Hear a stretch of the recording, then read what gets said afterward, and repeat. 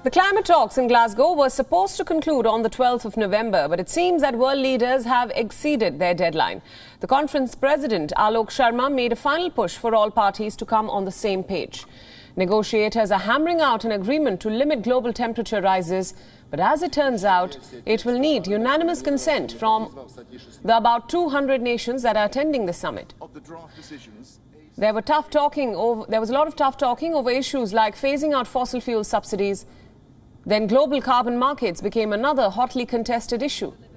Whether it should be taxed by less developed countries to help fund their adaptation to a warmer world.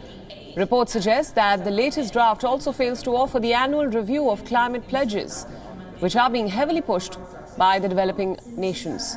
But Washington in particular has opposed it. A revised draft of agreement will be released today, following which last round of talks will then be held. The deal is going to be officially put on paper later today for everyone to see. And WION, of course, will track all the updates.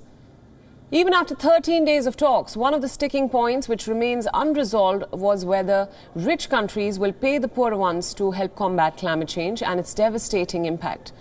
The developed nations are the major contributors of carbon emissions.